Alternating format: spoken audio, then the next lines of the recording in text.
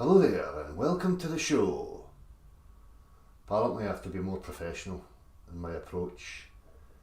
I'm too clicky and lackadaisical with my intros, according to some people. Jed. I think the real reason is because I don't place too much relevance on it. I don't take myself that seriously. I'm not here to be a BBC presenter and to present all as if I have it all together and I'm all professional in my approach and stuffs. So hey ho, you cannot please everyone. However, wind your neck in. I don't take it as seriously as you lot. I cannot give a fucking rat's arse. So I'm a bit lackadaisical in my approach because, as I say, I really don't take myself that seriously. I'm not that insecure and in desperate need of others' approvals. Thank you very much. Anyhow, I'm here to talk a wee bit about this notion of 9.8 metres per second. Now let me just flaff about here. I need to faff about because I'm so unprofessional in my approach, according to some people and whatever else. So, hey ho. And I still have a wee listen to Validation Boy and Jed Skeptic and whatever. I like to hear from different perspectives. Some people are just a little bit too bitchy for my liking, however. But anyhow, let me just get this up to see where I'm at here. Okay. Right, so talking about relative positions and motions. So we all know the globe Earth, stationary flat earthers ascribe this value of an acceleration towards the Earth of 9.8 metres per second. Right? Now, when I come along and I propose the Earth's velocity is upwards, as practical physics will demonstrate to everybody alive, I'm hearing still this notion of, well, it's now decelerating at 9.8 metres per second. But what you have to understand is that that's a relative interpretation which is based purely in optics yet again. That if we say we're all moving at the same rate and I let that go, now we are optically interpreting that this object is losing that velocity at 9.8 metres per second. Right? But you're ascribing the whole value to the object. You're not accounting for your maintained velocity. Okay? So if I've got a couple of examples here I'm going to show you. Let me just skip through them. Right, and I'll get to the chat GPT when I asked it the question. Right, hang on a minute. Let me just see here. So let's just refresh that.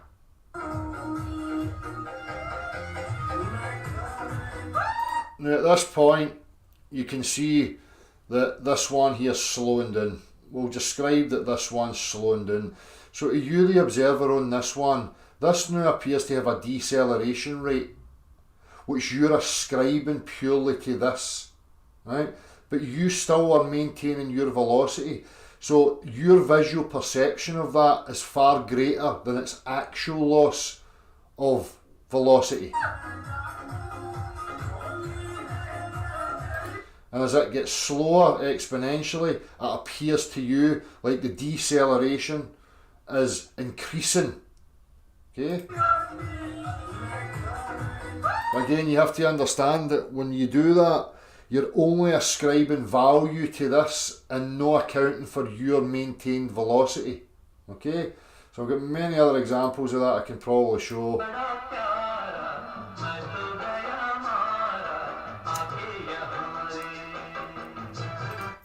In all these cases, all things are moving in the same direction. It's just one's now getting slower.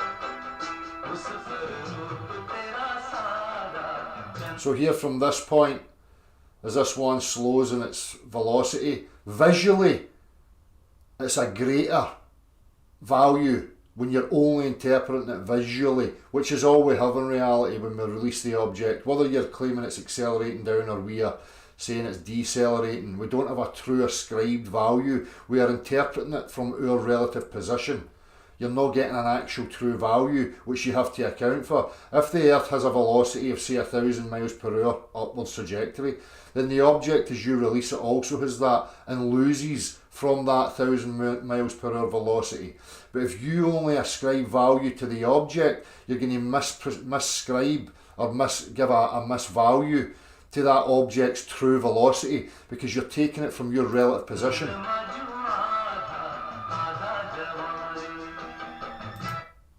me move on. I'll just shut them down as I go.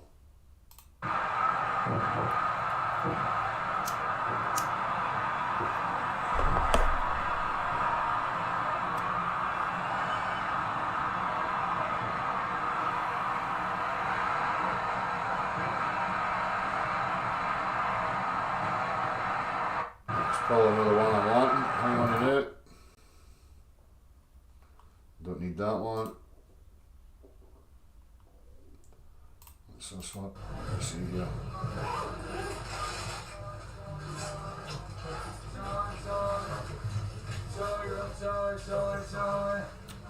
Now again, as this one slows down, optically it's exaggerated to use the observer in this frame of reference. You're not going, if you just visually interpret it, you're ascribing a total value to this without considering the true velocity and your true velocity. Okay, you're going to give it a false value. It's only based on your interpretation of the change of velocity of this without accounting for your maintained velocity.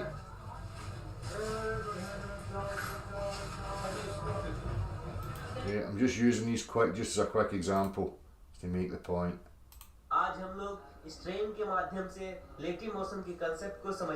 So again, with these two, they're both moving in the same direction. To the observer in this one, this guy would appear to be going backwards or down, if you like, and they would ascribe a value of a deceleration to this observer from the train's position.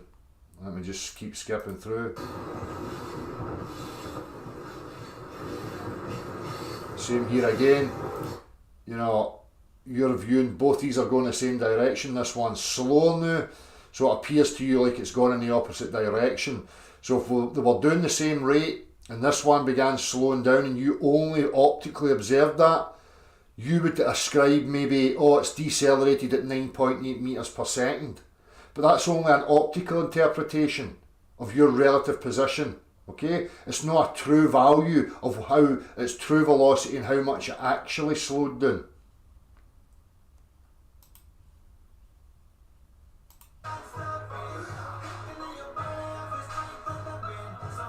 That's not the best one. Right, so let me just pause it there. So I went to ChatGPT and I asked that question. Okay, let me see. If I am an observer on a train going 100 miles per hour and I observe a train parallel to me going 100 miles per hour and the observed train slows down, will it appear to me to slow more than it actually is physically? Great question, let's break this down. Relative motion. If you're on a train moving 100 miles per hour and you observe another train moving parallel at the same speed, the other train will appear stationary to you because its velocity relative to yours is zero. So this is what I try to say to these stationary flat earthers. For all intents and purposes, us as observers, you know, holding an object, you know, relative to your positions in the object, you can say it's stationary because it's at the same velocity that you are, same velocity as the reference frame is at and everything else within the reference frame. So from that position you can say it has a value of zero, right? Or it's relatively stationary.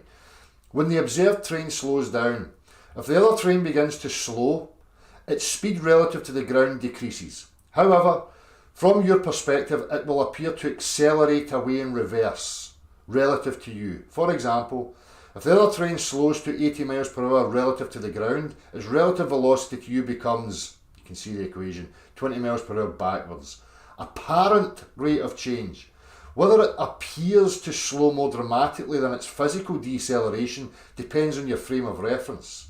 From your perspective on the moving train, the observed train's motion appears exaggerated because you're perceiving its velocity change as the sum of its slowdown relative to the ground and the ongoing motion of your own train. From a stationary observer's perspective, the train's deceleration is just its actual change in speed relative to the ground. Conclusion. To you, the train would appear to slow more dramatically relative to you than its physical deceleration measured from the ground, as you're experiencing the relative motion rather than absolute speed. Okay?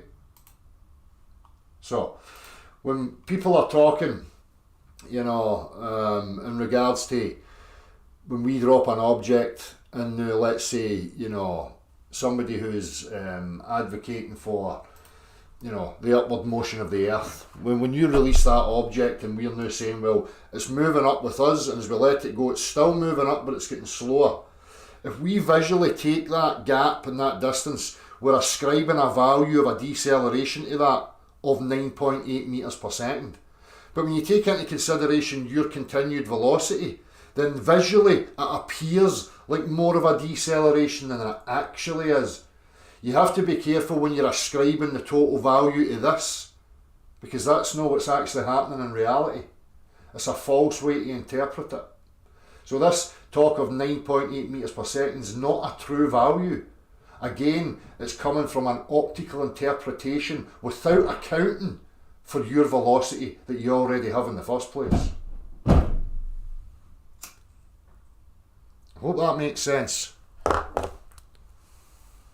because I see it continually, and I've seen a couple of people trying to defend it. No, again, this is not a dig, this is just to try and advance and have a bit of clarity in what we're talking about, Natalie, you're there, so I've seen William, and again, William, talking in regards to a deceleration of 9.8 metres per second. And again, this is ongoing, we're all learning and we have to keep moving forward. But as I say, ascribing the value just to that object is wrong. If we have a maintained velocity, you have to take that into consideration, because optically, as we can see, even ChatGPT agrees to that, visually it's going to appear like the deceleration is exaggerated. We're not getting a true value of the deceleration because we've got a motion going on, one getting slower as we maintain it. So visually to us, this looks as if it's losing its velocity at a quicker rate. I hope that's clear for people, and maybe it helps a little bit, because I feel as if we're talking about things that have never actually been, established. Again, these things of rates of fall or deceleration are based purely on an optical interpretation. We're not getting a true value or a true velocity of the object or the reference frame. Anyhow.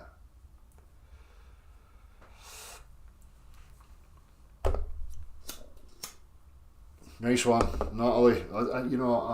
When I bring these things up, I don't want it to seem as if I'm correcting things. I'm just talking about what's going on in my mind, and that's what comes to me. So, as I say, hopefully it brings a little bit more clarity in the fact that we can't just keep ascribing either an acceleration or a deceleration to the object when it's dropped, because you're not getting a true value of it. So, anyhow. Exactly, William. As we maintain our velocity, optically, that dropped object's going to appear to us to decelerate at an even quicker rate as we continue. As it slows and we keep going, that increases. That looks visually like there's a massive deceleration going on, and that's not the case. Just as you can see these examples of the two trains, if you're just viewing the train side by side and it slows down, you optically, it appears to you like it's decelerating at a faster rate, and visually you would ascribe a different value to its true loss of velocity. So say it's slowed down by 10 miles per hour, visually to you would interpret it that it's slowed down 21 miles per hour, because of your relative position and you're only viewing it optically. So we're ascribing the wrong value.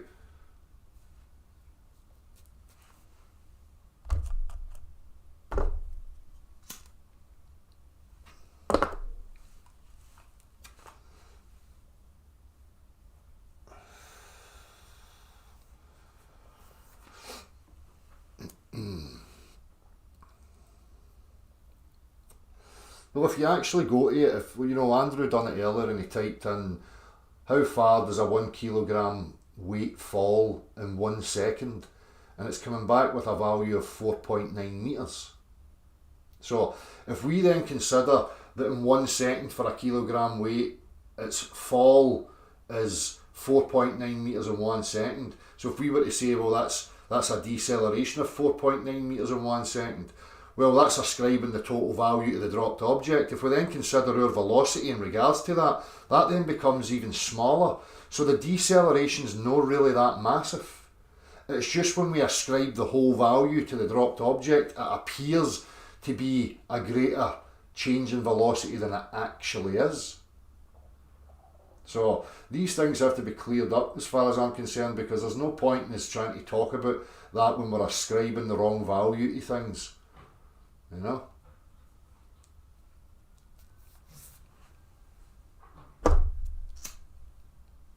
I'm doing alright. Sorry, I never said hello to everybody.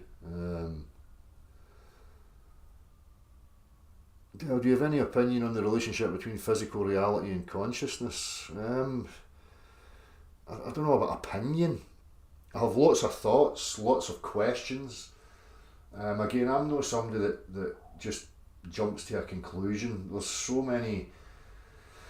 You think, when you're younger years, you take some philosophical position, you think it makes sense, then you find contradictions, and I learned not to box myself in. It's just to continue asking questions and try and make as little assumptions as I possibly can. And if I am making assumptions, I have to try and address, and keep thinking and keep revising my positions to see what assumptions I'm holding to be true. It's a whole other discussion, the relationship with consciousness and physical reality, and what is it? Is it metaphysical gives rise to the physical gives rise to the metaphysical? It's an endless loop that we could go round and round in circles in. I don't know if we can uncover the true answer there, other than coming to a dead end and making a conclusion from the dead end, but hey ho.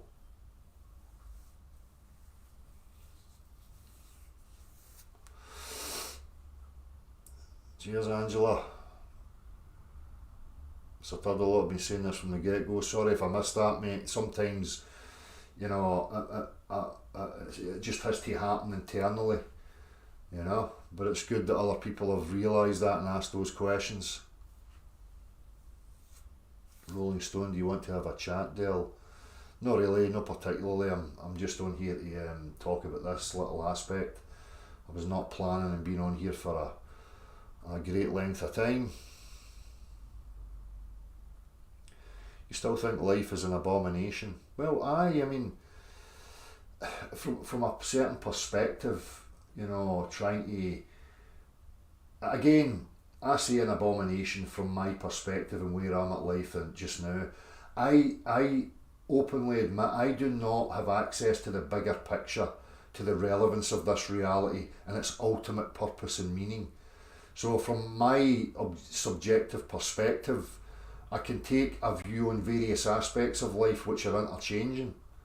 I can see value and beauty in certain things, and then I can look at the overlying nature of the realm we find ourselves in and consider it an abomination.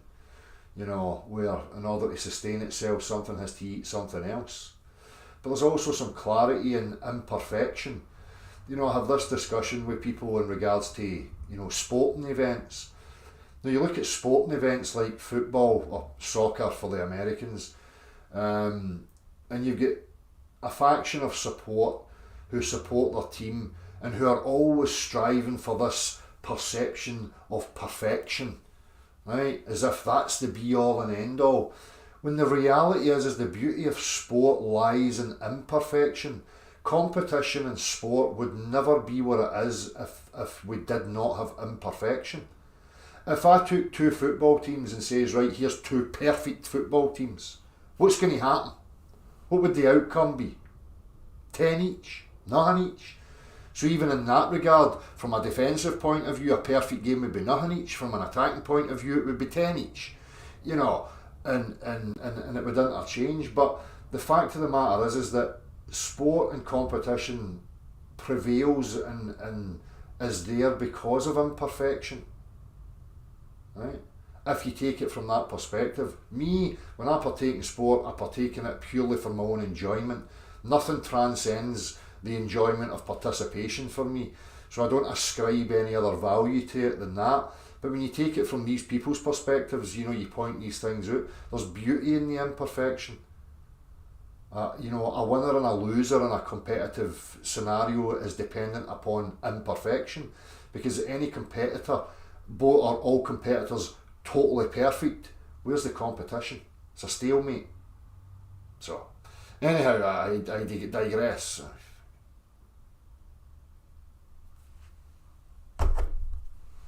Flat Earth fight is fixed. Yes, it certainly is. I spoke openly about this narrative and the corralling and controlling of this whole discussion into this false dichotomy of globe versus flat Earth.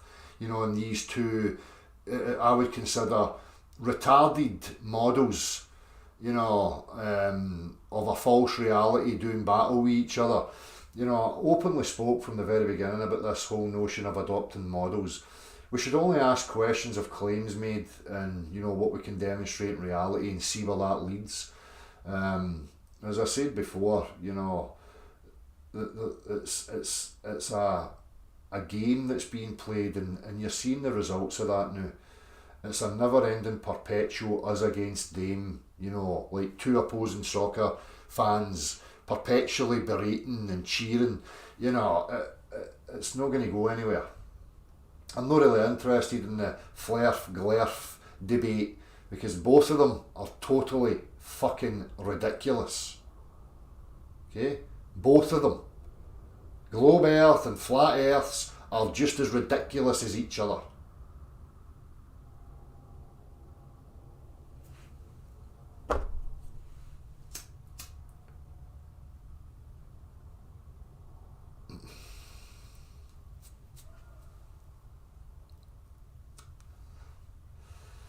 I feel like we're creators.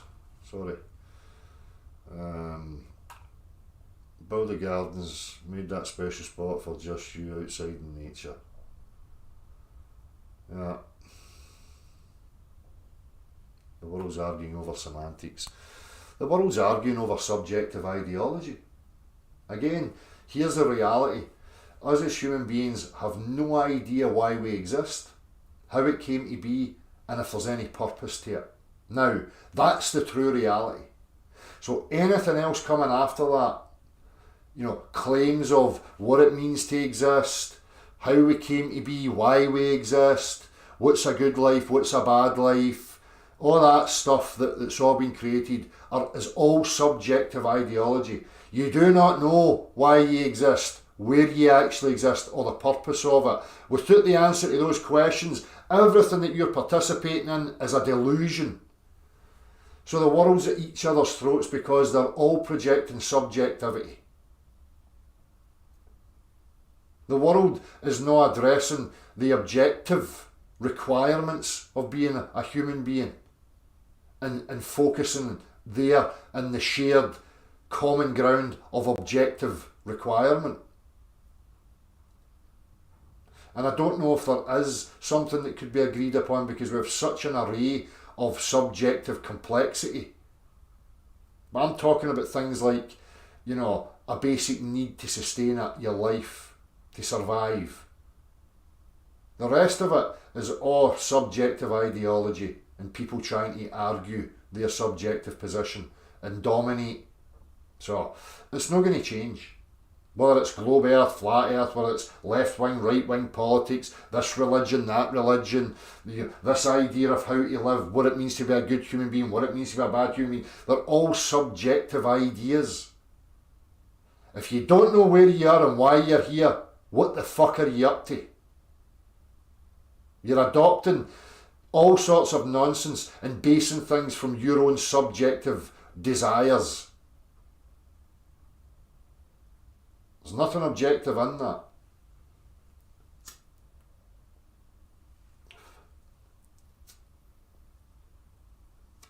And I don't think there is a one shoe fits all. I think that's all rooted in the insecure mind, the fearful mind of trying to create certainty whether that be some religious narrative of our, purpose for being, or, whatever it is. People are insecure and scared, fearful, so they project and search for certainties. The reality is we don't know why the fuck we exist, where we are, and why we exist. That's the bare bones, objective truth. So if you comprehend that, then it should be easy for you to see the woes of the world, because they're all battling each other at a subjective level.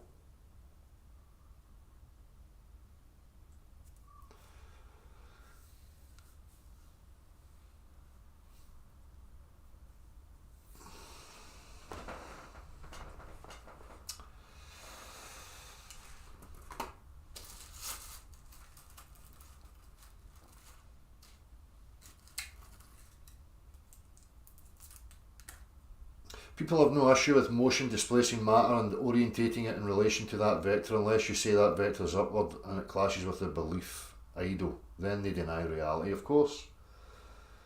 And again, we have a solid ground of reasoning our position, because we can demonstrate what happens in conditions of acceleration. We can reorientate matter, in that regard. Not only that, we can add to the vector. So when we look at buoyancy and density, if we look at the rate of an air bubble rising through a medium, we know that that vector's acting in that direction. There's a push acting in that direction, and we can accent that. We can add to that velocity, and we can now accelerate something at a greater velocity in that direction, and the rate the air bubble rises through the medium will increase relative to that velocity increase. And then we can change the orientation, we can accelerate downwards, and we can invert reality, density gradient, pressure gradient, and we can show it in a different direction. But, this is the difference. My reasoning is rooted in the practical world. These people's reasoning is rooted in circular reasoning, special pleading, appealing to all sorts of nonsense. That's the difference.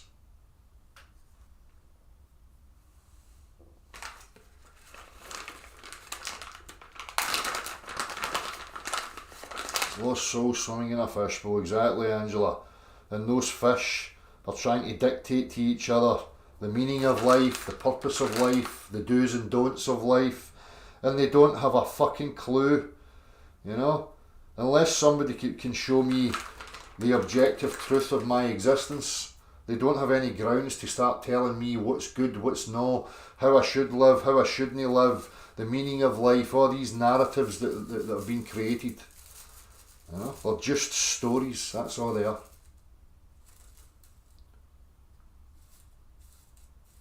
As I say, sure, there may be some aspects that I agree with from my subjective position, but I would never go on and say, well, that's an objective truth then. Who I am, what I like and want in my life and around me is my subjective makeup. But I would never be so arrogant as to think that should now be asserted onto the whole, because I'm a realist. I realise that the rest of the sentient beings, they don't have the same subjectivity that I do. So where do we get to impose that on the whole? That's the problem, I think. This notion of settlement, and then once we're settled, now ideology can set in, we start creating a narrative, we start creating a culture, we start to create a patriotism around our settlement and our culture, and once we're settled and in that, new manipulators can come in and start sowing other seeds into that settlement. If human beings lived as true nomads and never involved themselves in settlements, then any person seeking to try and control the whole would have a real fucking problem. You can use the analogy of a farmer. A farmer wants to pen in his cattle so that he can control them easily, like human beings in settlements, cities, that sort of shit, farms, blah blah blah. If animals were just roaming freely, then a farmer's going to have a real fucking hard time controlling and manipulating them. He has to box them into a settlement like we've accepted. But if we lived as true nomads, it'd be really, really difficult for any of that to set in. And I think we would get a better picture of the true expression of the human nature from there, not from these contrived settlements. Again, just the way I see it. Anyhow.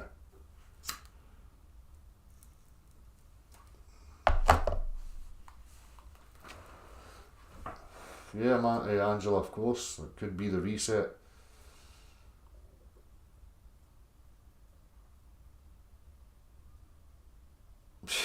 Andrew, exactly.